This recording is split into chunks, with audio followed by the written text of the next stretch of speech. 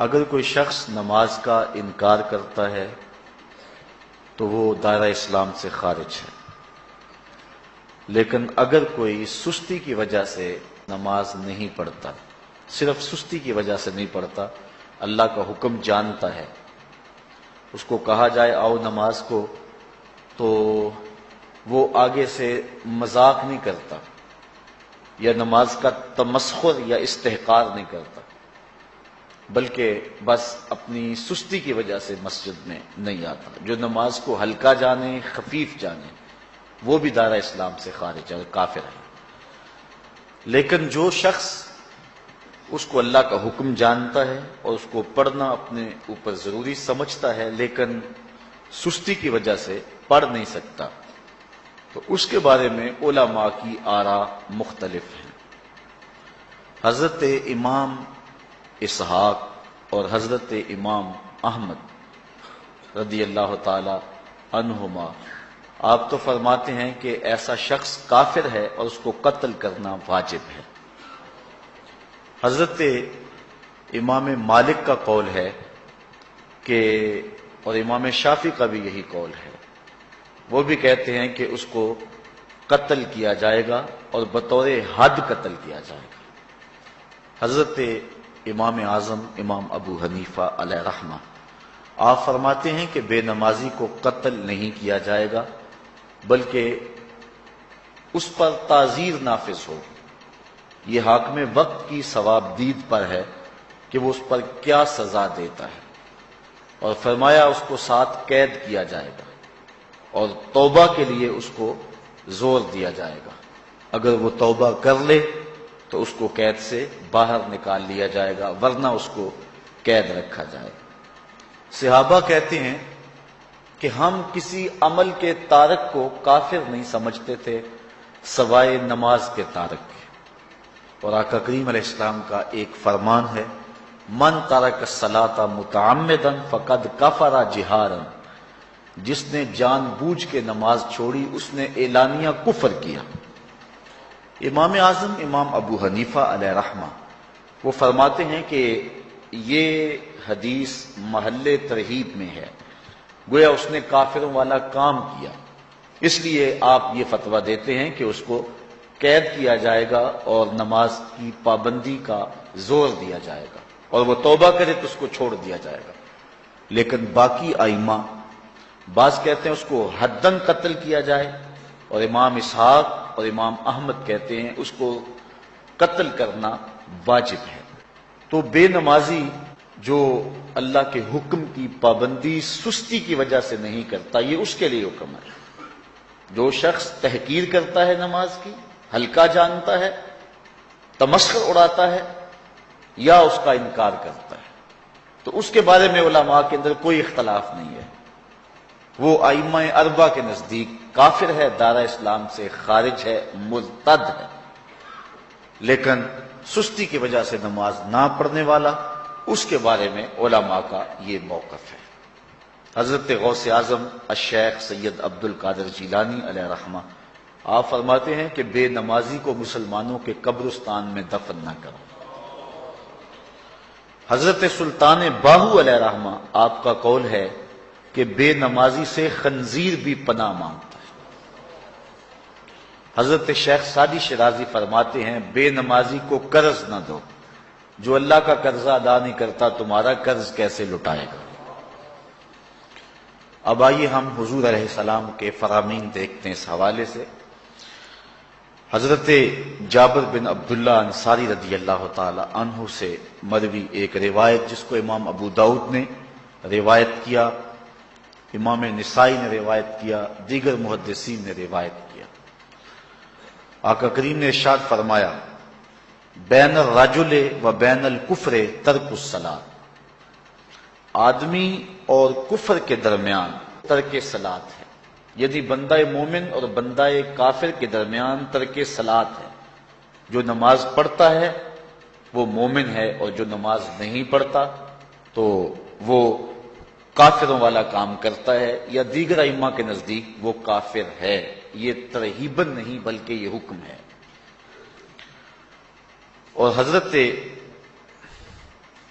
نبی رحمت صلی اللہ علیہ وسلم کا ایک دوسرا فرمان ان الفاظ کے ساتھ ہے، بین الرجل و بین الشرک والکفر ترک الصلاۃ، شرک و کفر اور بندہ مومن کے درمیان نماز ترک کرنا ہے۔ حضرت امام ابن ماجہ نے ان الفاظ کے ساتھ روایت کو نقل کیا ہے، بین الکفر والایمان ترک الصلاۃ، ایمان اور کفر کے درمیان نماز کا ترک کرنا ہے۔ اور آقا کریم علیہ السلام کا وہ فرمان جو حضرت انس سے مروی ہے، جس کو طبرانی نے اپنی موجم میں لکھا، بھی آپ کے سامنے میں نے رکھا، کہ حضور نے فرمایا من ترک الصلاۃ متعمدا فقد کفر جہارا، جس نے جان بوجھ کے نماز چھوڑی اس نے اعلانیہ کفر کیا۔ حضرت ابو ہریرہ رضی اللہ تعالی عنہ سے ایک روایت ہے کہ وہ فرماتے ہیں لا سہم فی الاسلام لمن لا صلاۃ ولا صلاۃ لمن لا وضوء لہ، کہ اس شخص کا اسلام میں کوئی حصہ نہیں ہے جو نماز نہیں پڑھتا، اور اس شخص کا نماز میں کوئی حصہ نہیں ہے جو وضو نہیں کرتا۔ وضو کے بغیر نماز نہیں ہوتی اور نماز کے بغیر اسلام نہیں ہوتا۔ اور اسی روایت کو بالفاظ دیگر حضرت عبداللہ ابن عمر رضی اللہ تعالی عنہ نے حضور سے یوں روایت کیا ہے، طبرانی نے اپنی موجم میں اس کو لکھا، لا ایمان لمن لا امانتہ ولا صلاۃ لمن لا طہور لہ ولا دین لمن لا صلاۃ لہ۔ حضور فرمایا کہ اس شخص کا ایمان نہیں جس میں امانت نہیں، اور اس شخص کی نماز نہیں جس کو پاکیزگی حاصل نہیں، اور اس شخص کا دین نہیں جس کو نماز نصیب نہیں۔ حضرت امام ابن ماجہ نے اس روایت کو اپنے الفاظ کے ساتھ روایت کیا ہے۔ حضرت بریدہ رضی اللہ تعالیٰ عنہ اپنے باپ سے روایت کرتے ہیں اور وہ حضور سے روایت کرتے ہیں۔ حضور علیہ السلام نے ارشاد فرمایا ان العہد الذی بیننا وبینہم الصلاۃ فمن ترکھا فقد کفر، کہ ہمارے اور ان لوگوں کے درمیان جو معاہدہ ہے وہ نماز کا ہے، جس نے نماز کو چھوڑ دیا اس نے کفر کیا، یعنی ہمارا اور ان کا پھر اب معاہدہ باقی نہیں رہے گا۔ حضرت امام بخاری نے روایت نقل کی ہے، حضور نے ارشاد فرمایا من ترک الصلاۃ العصر فقد حبط اعمالہ، جس نے عصر کی نماز چھوڑی اللہ اس کے سارے عمل برباد کر دیتا۔ حضرت ابو ہریرہ رضی اللہ تعالی عنہ سے روایت ہے جس کو امام ابن ماجہ نے اور امام نسائی نے روایت کیا ہے، وہ حضور سے روایت کرتے ہیں، بڑی مشہور روایت ہے۔ حضور نے ارشاد فرمایا ان اول ما یحاسب به العبد بصلاته فان صلحت فقد افلح وانجح وان فسدت فقد خاب وخسر۔ فرمایا قیامت کے دن بندے سے سب سے پہلا حساب نماز کا لیا جائے گا، اگر اس کی نماز ٹھیک ہو گئی تو وہ فلاح پا گیا، اگر پہلا تول ٹھیک آ گیا تو وہ کامیاب ہے، وانجح اور نجات پا گیا، وان فسدت فقد خاب وخسر، اور اگر پہلا تول ہی ٹھیک نہ ہوا تو پھر وہ ذلیل و رسوا ہو گیا۔ حضرت عبادہ بن صامت رضی اللہ تعالیٰ عنہ سے ایک طویل روایت ہے، وہ کہتے ہیں کہ حضور علیہ السلام نے مجھے 7 چیزوں کا حکم دیا، مجھے وصیت کی کہ ان 7 کاموں کو کرنا ہے۔ ان کے اندر جو دوسری چیز تھی وہ حضور نے یہ ارشاد فرمائی وَلَا تَتْرُكُوا الصَّلَاةَ مُتَعَمِّدِينَ فمن ترکھا متعمدا فقد خرج من الملہ، کہ جان بوجھ کے کبھی نماز نہ چھوڑنا، جس نے نماز چھوڑی وہ ملت اسلامیہ سے نکل گیا۔ اور حضرت معاذ بن جبل رضی اللہ تعالی عنہ سے بھی ایک طویل روایت ہے کہ حضور نبی رحمت صلی اللہ علیہ وسلم نے ان کو 10 وصیتیں کی تھی حصول برکت کے لیے۔ یہ ساری حدیث میں آپ کے سامنے رکھ دیتا ہوں۔ کہتے ہیں اوصانی رسول اللہ صلی اللہ علیہ وسلم بعشر کلمات، حضور نے مجھے 10 باتیں ارشاد فرمائیں، حکمت سے بھری اور رحمتوں سے بھری ہوئی ایک ایک بات ہے، ان کے بول بہاروں جیسے اور اصحاب ستاروں جیسے۔ تو اتنا خوبصورت کلام، لہو خورشید کا ٹپکے اگر ذرے کا جگر چیر۔ حضور نے 10 باتیں حضرت معاذ بن جبل رضی اللہ تعالی عنہ کو بطور وصیت ارشاد کی. کہتے ہیں کالا، حضور نے مجھے کہا، ارشاد کیا، لا تشرک باللہ شیئا وان قتلت وحرقت، اللہ کے ساتھ کسی کو شریک نہ ٹھہرانا، اگرچہ تجھے قتل بھی کیا جائے اور تجھے آگ میں جلا بھی دیا جائے، کبھی بھی اللہ کے ساتھ شریک نہ ٹھہرانا. دوسری بات حضور نے مجھے یہ ارشاد فرمائی، وَلَا تَعْصِ وَالِدَيْكَ وَإِنْ أَمَرَاكَ أَن تَخْرُجَ مِنْ أَهْلِكَ وَمَالِكَ، کہ اپنے والدین کی کبھی نافرمانی نہ کرنا، اگرچہ تجھے حکم دیں کہ اپنے مال کو اور اپنے بچوں کو لے کے گھر سے نکل جا، تو کہا یہ کر لینا، نکل جانا، لیکن والدین کی نافرمانی نہ کرنا. تیسری بات حضور نے ارشاد فرمائی، وَلَا تَتْرُكَنَّ صَلَاةً مَكْتُوبًا مُتَعَمِّدًا فَإِنَّ مَنْ تَرَكَ صَلَاةً مَكْتُوبَةً مُتَعَمِّدًا فَقَدْ بَرِئَتْ مِنْهُ ذِمَّةُ اللَّهِ. فرمایا اے معاذ بن جبل، فرض نماز جان بوجھ کر کبھی بھی نہ چھوڑنا، زندگی میں کبھی نہ ہو کہ تجھ سے فرض نماز چھوٹے، اس لیے کہ جس نے فرض نماز جان بوجھ کے چھوڑ دی، اللہ اور اس کے رسول نے اس سے اپنا ذمہ اٹھا لیا. اب وہ جدھر مرضی جائے، اللہ نے جو ذمہ لیا ہوا ہے مومن کا، اللہ اٹھا لیتا ہے. چوتھی چیز حضور نے جو ارشاد فرمائی، وَلَا تَشْرِبَنَّ خَمْرًا فَإِنَّهُ رَأْسُ كُلِّ فَاحِشَةٍ. اے معاذ بن جبل، زندگی میں کبھی بھی شراب نہ پینا، ہر بے حیائی کی جڑ ہے اور بنیاد ہے شراب. پانچویں چیز کہتے ہیں حضور نے جو مجھے ارشاد فرمائی وہ یہ تھی، وَإِيَّاكَ وَالْمَعْصِيَةَ فَإِنَّ بِالْمَعْصِيَةِ حَلَّ سَخَطُ اللَّهِ. کہا کبھی اللہ کی نافرمانی نہ کرنا، اللہ کی نافرمانی سے اللہ کی ناراضگی مول لینے والی بات ہے. اللہ تعالیٰ کی معصیت سے اس کی ناراضگی جائز ہو جاتی ہے، حلال ہو جاتی ہے. اور چھٹی چیز کہتے ہیں حضور نے یوں ارشاد فرمائی، وَإِيَّاكَ وَالْفِرَارَ مِنَ الزَّحْفِ وَإِنْ هَلَكَ النَّاسِ. کہا جب محاذ پہ ڈٹا ہونا تو کبھی پیٹھ نہ پھیرنا، اگرچہ لاشیں جو ہیں وہ گر رہی ہوں اور لوگ ہلاک ہو رہے ہوں، سارے لشکر کے ہلاک ہو جانے کا ڈر بھی ہو، لیکن کہا معاذ بن جبل میں تمہیں وصیت کرتا ہوں کبھی پیٹھ پھیر کے بھاگنا نہیں ہے. حضور نے کہتے ہیں مجھے جو ساتویں چیز ارشاد فرمائی وہ یہ تھی، وَإِنْ أَصَابَ النَّاسَ مَوْتٌ فَاصْبُتْ. اگر تو کسی ایسے علاقے میں رہتا ہو جہاں موت آ جائے، کوئی بیماری آ جائے موت والی، تو علاقہ چھوڑ کے بھاگنا نہ، وہیں رہنا. تیری قسمت میں زندگی ہوئی، تجھے کوئی موت دے نہیں سکتا، اور اگر موت تیرے لیے لکھی گئی ہے تو جہاں مرضی چلا جائے تو موت سے بچ نہیں سکتا. اس لیے ایسے مقام سے بھاگ کر نہ جانا، وہیں ڈٹے رہنا اور وہیں رکے رہنا. آٹھویں چیز کہتے ہیں حضور نے مجھے ارشاد فرمائی، وَأَنفِقْ عَلَىٰ أَهْلِكَ مِن طَوْلِكَ. کہا اللہ نے تجھے جو وسعت دی ہے، تجھے جو مال دیا ہے، اس کو اپنی اولاد پر کھل کے خرچ کرنا، اپنی اولاد سے بخل نہ کرنا، اولاد کے معاملے کے اندر جہاں ان کی ضرورت ہو اس کو کھل کے پورا کرنا ہے. اور حضور نے نویں بات جو ارشاد فرمائی وہ یہ تھی، وَلَا تَرْفَعْ عَنْهُمْ عَصَاكَ أَدَبًا. اپنی اولاد کو ادب سکھانے کے لیے ڈنڈا نہ چھوڑنا، عصا ہمیشہ لٹکا کے رکھنا، کوڑا باندھ کے رکھنا. اور 10ویں چیز کہتے ہیں حضور نے جو مجھے ارشاد فرمائی، وَأَخْفِهِمْ فِي اللَّهِ. اپنی اولاد کے دل میں اللہ کا خوف ڈالتے رہنا، اللہ کا ڈر پیدا کرنا اپنی اولاد کے اندر. تو نے اپنی اولاد کو یونیورسٹی اور کالجوں تک پہنچایا، بیرون ملک سے بھی تعلیم دلوائی، لیکن اللہ کا خوف نہ سکھایا. اللہ کا خوف سکھانا اپنی اولاد کو، ایسے لوگوں کی صحبت میں بٹھانا جن کی صحبت میں بیٹھ کر اللہ کا خوف پیدا ہو جائے. ان کو ایسی کتابیں لا کے دینا کہ جن سے خشیت الہی ان کے سینے میں پیدا ہو. اگر تو نے سب کچھ دے دیا، عالی نسب بنگلے دے دی اپنی اولاد کو، تو نے جو ہے وہ بہت اچھی تعلیم دلوا دی اپنی اولاد کو، دنیاوی سوسائٹی کے اندر ان کا وقار بہت بلند ہو گیا، تو نے سب کچھ دے دیا اپنی اولاد کو، اللہ کا خوف نہیں دیا تو کچھ بھی نہیں دیا.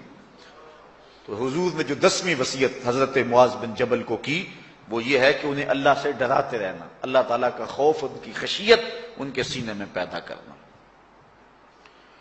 اللہ اکبر۔ حضور کا ایک اور فرمان سنیے۔ حضور نے فرمایا کہ جو شخص نماز چھوڑتا ہے، ایک طویل حدیث ہے جس کا یہ حصہ ہے، وَقَانَ يَوْمَ الْقِيَامَةِ مَعَ قَارُونَ وَفِرْعَوْنَ وَحَامَانَ وَأُبَيِّ بْنِ خَلَف، جو نماز ترک کرتا ہے قیامت کے دن قارون کے ساتھ، فرعون کے ساتھ، حامان کے ساتھ اور ابی ابن خلف کے ساتھ کھڑا کر دیا جائے گا۔ جس صف میں اللہ کے دشمن کھڑے ہوئے ہوں گے، بے نمازی کو بھی اس صف میں کھڑا کر دیا جائے گا۔ کتنی رسوائی ہے، کتنی ذلت ہے۔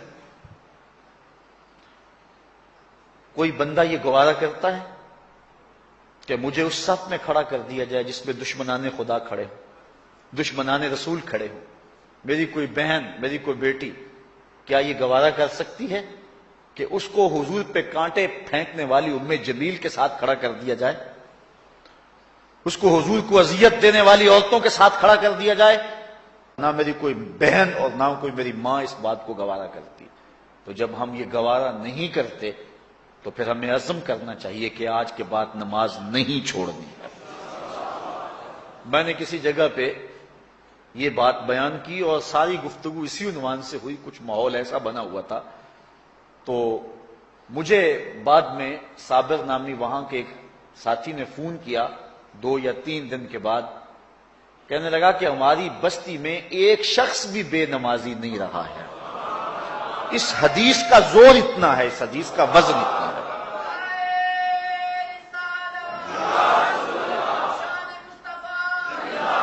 تو کوئی شخص یہ گوارا کرتا ہے کہ مجھے دشمنان خدا کی صف میں کھڑا کر دیا جائے، جن دشمنوں کے چہروں پہ تارکول ملی ہوئی ہوگی اور ان پر لعنتیں برس رہی ہوں گی، اور دنیا کے اوپر سب سے رسوائی زیادہ ان لوگوں کو ہوگی، تو کوئی شخص بھی یہ گوارا نہیں کرتا۔ ہم تو ان کے سائے سے بھی بچنا چاہتے ہیں۔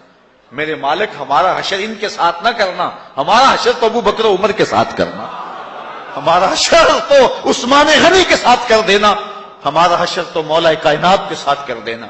مالک، ہمارا حشر بریلی کے امام احمد رضا کے ساتھ کر دینا، ہمارا حشر امام غزالی کے ساتھ کر دینا، بلال حبشی کے ساتھ کر دینا۔ ہماری آرزویں تو یہ ہیں، ہماری تمنائیں تو یہ ہیں۔ ہم تو کہتے ہیں مولا کل قیامت کے دن اٹھیں تو داتا کے قدموں میں اٹھیں، خواجہ اجمیری کی چوکھٹ سے اٹھیں، ہم اٹھے تو شاہ نقشبند بخاری کا جلوس آگے ہو، ہم اس جلوس کے ساتھ شامل ہوں، خواجہ معین الدین چشتی کی غلامی میں اٹھے، ہم حضرت غوث اعظم کی نوکری میں اٹھیں، حضرت شیخ شہاب الدین کی نوکری میں اٹھیں۔ ہماری آرزویں تو یہ ہیں، ہماری تمنائیں تو یہ ہیں، لیکن اگر ہم یہ چاہتے ہیں کہ ہم ان لوگوں کے ساتھ اٹھیں تو پھر ایک نماز بھی ترک نہیں کرنا ہوگا، اور اگر نماز ترک ہو گئی تو کتنی بڑی سزا ہے، کتنی بڑی رسوائی ہے، کتنی بڑی ذلت ہے، اور یہ آپ کے رسول کا فرمان ہے۔ اللہ اکبر، کہ قیامت کے دن وہ شخص جو نماز نہیں پڑھتا، قیامت کے دن اس کو دشمنان خدا کی صف میں کھڑا کر دیا جائے گا۔ یہ ہو نہیں سکتا کہ ہم نے یہ حدیث سن لی اور اب نماز قصدن چھوڑیں۔ آج عزم کر کے اٹھیں، اور اولاد نہیں آئی، بیٹیاں نہیں آئیں، گھر والے نہیں آئے، لیکن جا کے اس بات کو گھر میں نافذ کرنا ہے، اس کو حکمن نافذ کرنا ہے گھر کے اندر۔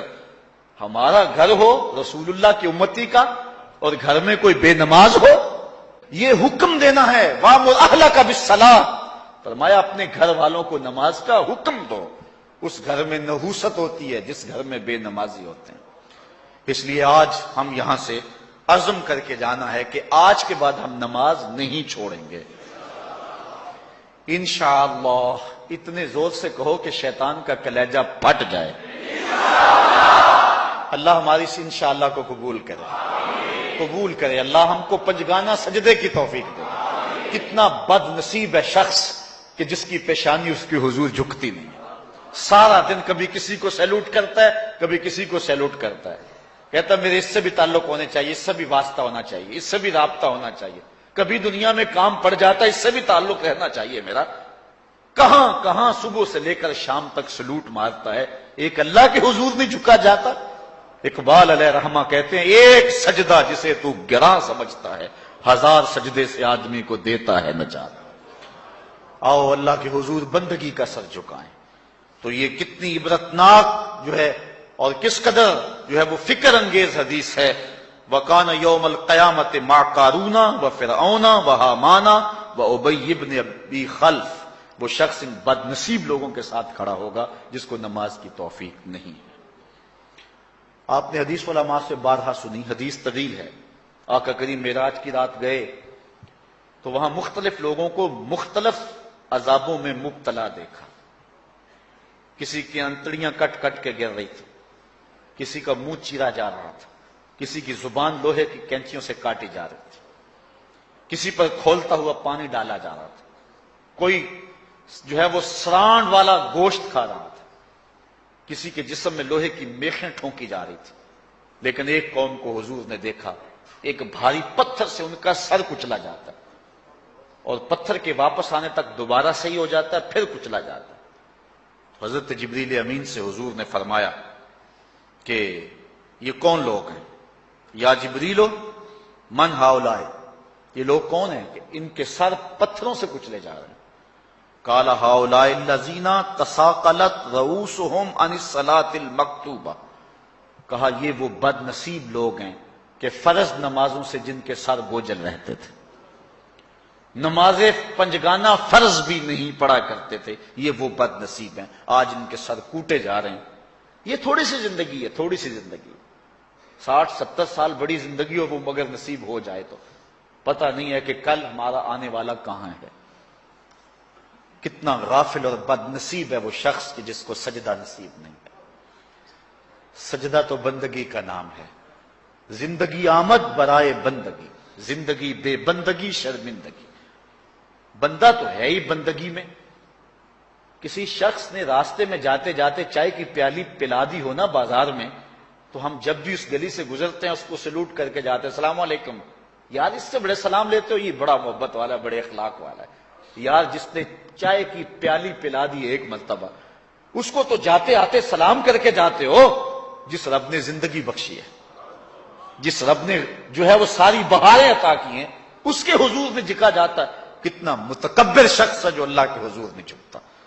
اللہ اکبر۔ کہا یہ وہ بد نصیب لوگ ہیں فرض نمازوں سے جن کے سر بوجھل رہا کرتے تھے۔ اللہ اکبر۔ حضور نبی رحمت صلی اللہ علیہ وآلہ وسلم نے ارشاد فرمایا، نماز چھوڑنا تو خیر بہت بری بات ہے، جو شخص نماز پڑھتے ہیں لیکن جماعت سے نہیں پڑھتے، فرمایا میرا جی چاہتا ہے کہ اپنی جگہ کسی اور کو کھڑا کروں اور جوانوں کا ایک گروہ ساتھ لوں، اور جو لوگ مسجد میں نماز پڑھنے نہیں آتے ان کے گھروں کو آگ لگا دوں۔ رحمت للعالمین آقا فرما رہے ہیں کہ ان کے گھروں کو آگ لگا دوں۔ کتنا غصہ ہے ان لوگوں پر کہ جو مسجد میں آ کر نماز نہیں پڑھتے، اور جو پڑھتے ہی نہیں، اس دور میں تو کوئی تھا ہی نہیں کہ مومن ہو نماز نہ پڑھتا ہو۔ اللہ اکبر۔ تو مومن نماز ہی پڑھتے تھے، تو اگر کسی سے گھر میں نماز پڑھی گئی تو فرمایا میرا جی چاہتا ہے۔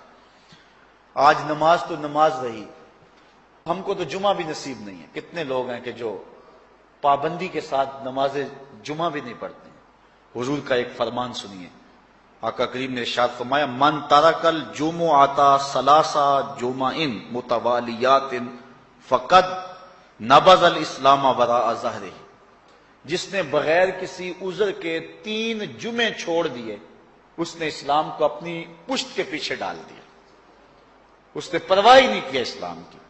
اور ایک حدیث کے لفظ ہیں، من ترک ثلاث جمعات من غیر عذر کتب من المنافقین، جس نے بغیر کسی عذر کے 3 جمعے چھوڑ دیے اس کا نام منافقوں کی فہرست میں لکھ دیا جاتا۔